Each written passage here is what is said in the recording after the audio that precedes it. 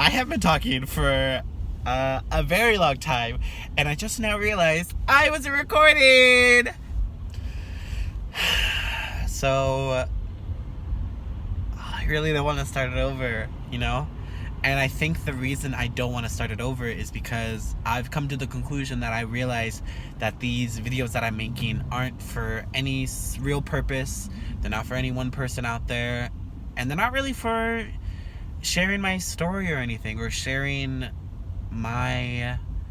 Well, you know, it is sharing my story, but it's not sharing my story with the intent of having someone else hear it out there that will relate to it or anyway.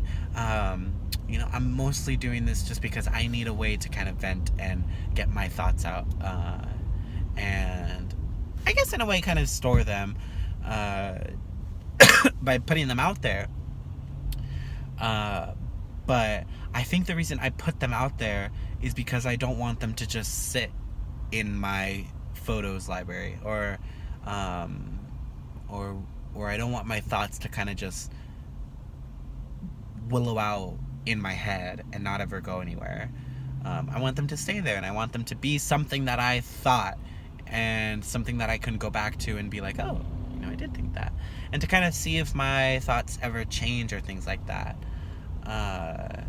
But yeah, I mean, I guess it is good or a useful side effect that if people watch them and enjoy them, then they enjoy them. But I ultimately want to do this for me. So I'm not going to re-record some of the things that I was saying, because it's not, you know, I kind of wanted to, you know, I first started thinking about, oh, I should re-record this because I said a lot of good stuff that I want to say again so people can hear it. Like, that's the thought that kind of, my train of thought that I went through. But then I have to remind myself, think about who you're doing this for. And it's me. And I always try to, you know, hone that in a little bit and try to think back, but also to make sure that I'm not doing anything with a selfish mindset, you know? Because while I do believe that we should be selfish sometimes in the way that we deserve to care for ourselves, you know, I think that's more of self-care rather than a selfishness. You know, there's probably a word, but I can't think of it. But it's not selfishness, and it's not really self-care. It's kind of just, you know, there are certain things that you got to do to make yourself happy, you know, because we're all here and stuff, and we all have each other around for things, but at the end of the day, you're the person with your own thoughts. You're with yourself, you know. You want to make sure that you feel comfortable with yourself, and you want to make sure that you feel that you can do things by yourself and not have to feel really lonely or anxious or upset that you're doing it by yourself, you know, because it's great to have people, you know. It's great to be surrounded by others and to have friends and stuff, but, you know, you shouldn't have to depend on other people for those kind of things. You should be able to allow yourself to be that. But the problem with me, at least, is that I've entered a state where I don't care, or at least I didn't care about myself in the way that I was always doing things for other people to make myself feel some sort of just a feeling of, just to feel that connection, I guess, you know, because I wasn't ever doing it for the bragging rights that some people would do to help people, you know. Like, I think of Tahani from The Good Place, you know. She only ever helped people because she wanted that social status and that fame and everything. It wasn't like that. It was purely more of just like, I feel nothing, I need to feel something, so let me help other people. Which I guess, in a way, is a sort of selfishness, but not to the extreme levels of like... But, you know, it mostly just like ate away at who I was and things like that. And I made that my whole personality, you know. I made that who I was. And I don't want to let that define me, but I also don't want to become this selfish person that just like doesn't do anything, or just, you know, only thinks about themselves. the only reason I think it's good to think about yourself sometimes is to just recognize that you're a person and that you deserve some of the same things that everybody deserves. But that's not to say that you are any more inherently deserving of things than others, you know? Like, we all deserve the right to feel happiness and joy and things like that, but I don't think we all... No, yeah, I'm going to stick with that statement. I'm not going to add any more to that. That's a good one. And I just kind of always have to remind myself to think about the things that I want for myself and how I want to be portrayed, and how I want to be viewed, but more of like just how I want people to see me, you know? Not like, I don't want people to think of me as I don't know. No, it shouldn't be for what other people think of me. It's more of just I want to build myself up to be a person that I can be proud of, because ultimately, when I think about it, in a few years, 10, 20 years, whenever I get there to the place that I think I want to get to, I want to be able to look back and say, like, I did that. I realized that I was in a bad spot, and I made the choice to fix myself up, and then I could be really proud of who I've created and who I've become, because I didn't let myself anymore become a result of my environment growing up and things like that, and I didn't let that hold me down anymore. I did for a very long time, and I let myself become this story that I just told people that, I'm just really sad and I'm struggling and things, and I let that become who I was. But I'm not anymore. And, I just kind of always have to remind myself that that's the purpose, that's the motive for doing things. And it kind of works sometimes. It's worked for the time that I've known about it, and I've known that I should be doing it. Because, for example, like, I've been biting my nails since it definitely started in middle school. I'd probably say when I was like 11 or 12 or something. No. Dudes, you know why I started biting my nails? I know exactly why. Fuck. Back then it had a purpose, but now it doesn't anymore. But because I did it so much, it became a habit, And I think that's kind of the thing with the weed too, I did it at first to kind of just like be happy and feel something and just kind of like, it's kind of crazy, I just want to do it for whatever. But now it's kind of like, it's a habit that's formed and I can't get out of it.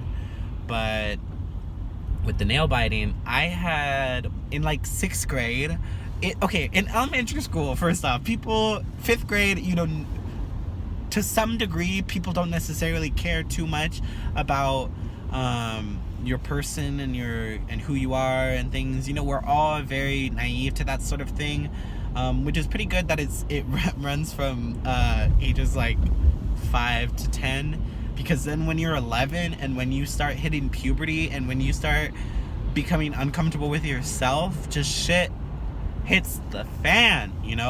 It's like, I've never used that phrase, but it fits there, and I'm kind of proud of myself for making that fit there.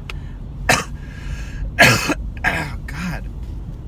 I'm gonna exit this way. I always tell myself that I want to exit this way, to just see if it gets me to my spot a little bit faster, but I never do, so I'm gonna see if it actually does. I forgot what I was talking about. This is why you don't get sidetracked. Whoa! What was I talking about? Fun fact, it does get me to where I want to be faster, so that's good. I'm gonna take this more often. Shh! God damn it! Oh, 5th grade, elementary school, society. Oh, yeah. Oh, biting my nails. There we go. That was really hard to do. So biting my nails. So yeah, but when you hit puberty, when you start puberty and you enter this place where everybody's going through puberty, it's a fucking mess, and it's just a bunch of people who are unsure with themselves, that are just making everybody else unsure of themselves and things like that. And it's just it's this perpetual cycle of things, and just it's not good.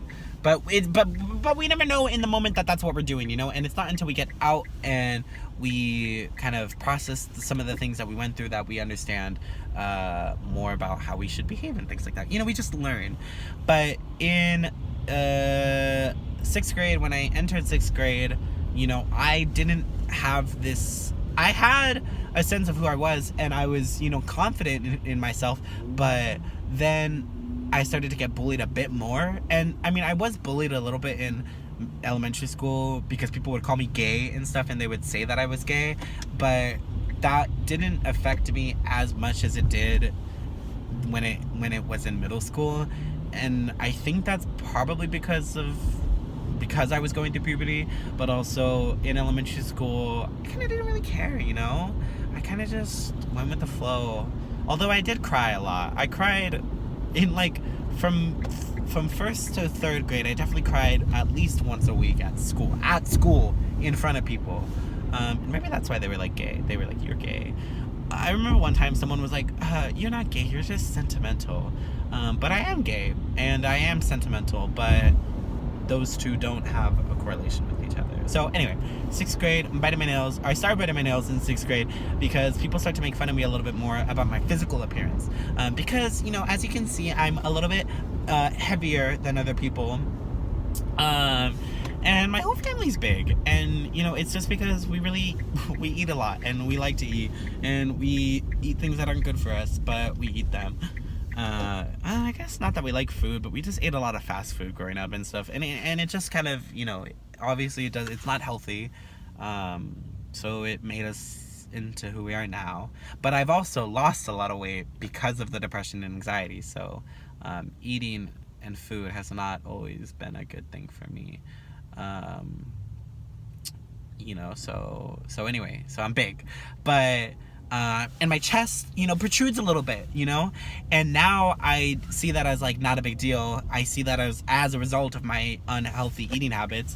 And if I did ever want to change that about my body, I could, I could work out and, sculpt it or whatever. But back then I had kind of realized in middle school, people just made fun of it and they called it out and stuff.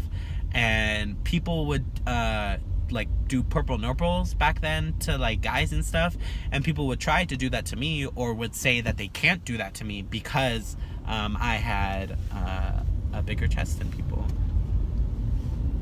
than guys typically would at the time. So come sixth grade, people make fun of me for that, and my solution was, one, I had two solutions kind of. Was I would like pull on my shirt a little bit more in the front, or I would just always kind of like pop it out and make sure that it was like not like accentuating anything. I still kind of do that, but I try now more to like remind myself to stop because I know that that's a habit that I do. But I'm past that feeling of doing it now for the intent of like making sure nobody sees. It's more of just like a habit that I'm trying to break now. But back then, it definitely was with the intent of like, I don't want people to look at me kind of thing. And that really like beat up my self-esteem, And it perpetuated into high school where I found myself wearing just like I would overwear shirts and things to kind of just, because high school's free dress. So I didn't want to just wear one shirt and just like that was it, because that would not cover everything. So you'd wear shirts over and over again. And I've heard people that are overweight do this kind of thing, and it's just kind of sad because it's just because people make you feel just like you shouldn't be that way. And it's not to say that you shouldn't eat healthy and you shouldn't work out, because you should. It's healthy for you and it promotes a healthy lifestyle, but you shouldn't shit on other people for being bigger, because it just beats up your self-esteem a lot. It makes them feel less than. You can tell someone lovingly that they need to work out and stuff, or like they need help and things, but when you're telling people that, like kids and stuff, and you're just beating each other up for that, you're really eating into their subconscious and who they are and things. And when you're growing up and you're molding yourself, your mind and things, I guess all I'm trying to say is kids are mean. And I know how mean kids are because I was a kid. I don't think I was mean, but I know that kids back then were mean because they were mean to me. So I'd pull on my shirt and stuff, try to make that, like, not that, try to make my chest not look that way or anything. I would hunch down. I guess that's number 2. But then number 3 was I would bite my nails. Because if I have my nails up here, it blocks my chest from being seen. And then I did that for a long time and just kept doing that. What the fuck is going on? Oh, these are school people waiting for school to get out. I would do that just waiting for, just trying to, that school literally lives like right next to a Walmart, which is pretty cool. I see kids right now walking to the Walmart and I kind of wish I had that when I was younger. But yeah, I would bite my nails to kind of, to not have to show my chest and stuff. And now it's just this really bad habit that I'm trying to break. But anyway, this is a long story to kind of tie it back to kind of reminding myself about things. You know, the more and more you remind yourself about things, when I first learned that you have to remind yourself about things, I was like, like that's gonna take up a lot of time, and it's a lot of work and stuff. And it is, but until you start to see the results, it doesn't really feel like you're actually doing anything. But since I've been telling myself more and more to stop biting my nails, I haven't been biting my nails. And I know that it might seem dumb or stupid to kind of, like, duh, like, yeah, if you stop biting your nails, you're gonna stop biting your nails. But for someone that's depressed and anxious, and for someone who is in that state of mind, you can't see anything outside of that state. It's so hard to get yourself to get into that position where you can break out of that mindset and you can actually, think about things a bit more clearly. I've dealt with this depression since 10th grade of high school, and I'm now, what is that? 1, 2, 4, like 7, 8 years past that, and I'm still dealing with it, dealing with some of the things that I had gone through when I was a kid, and that stuff really just sticks with you because you're growing up and you're really growing,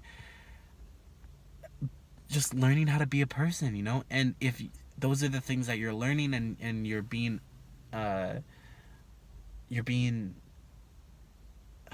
exposed to, that becomes a part of who you are because you think that's what there is, that you learn that to be true, almost as if it's like fact. And it's so hard to kind of break out of that, which makes sense because if you take that to higher communities and you take it higher up, the reason we still have racism and sexism and all these other isms is because we keep these ideas in our head that we think to be true, and we just pass them on to our kids and stuff, and these communities grow up and we just keep them and we think them to be true. And it's not until we kind of take a step back and see things for what they are that we see the bigger picture. That's, there it is, the bigger picture. That's all this is. Once you see the bigger picture and once you kind of understand that, once you kind of just understand and you start to get the feeling of what it means to be a person and to be human, I don't know, I guess I start to have this, I guess I'm starting to appreciate what it means, what life is, That's all this is. I'm learning.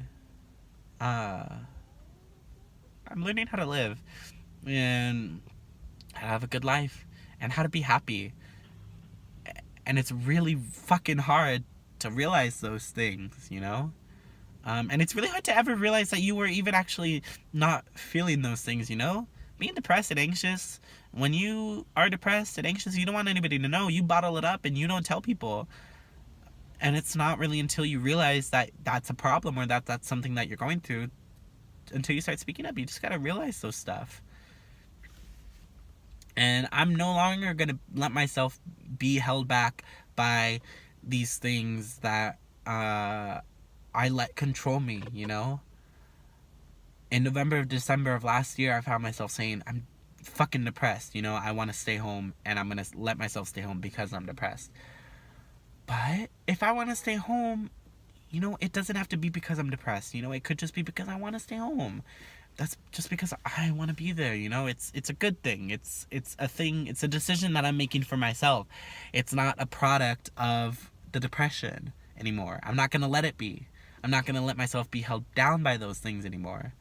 And this is all with the intent of just being happy. And it's really hard, but I'm getting there. And I mean, I'm feeling pretty happy, you know? I wish I made these videos when I was depressed so you can see how fucking depressed I was. But I'm doing pretty good. And I'm gonna go get some groceries right now because I'm out of milk and I'm out of juice. And I keep finding myself at home being like, I wish I had something to drink, but not having anything to drink because I don't buy shit for myself. I'm on a budget of $50 right now, though, so let's see if I can do it. Bye.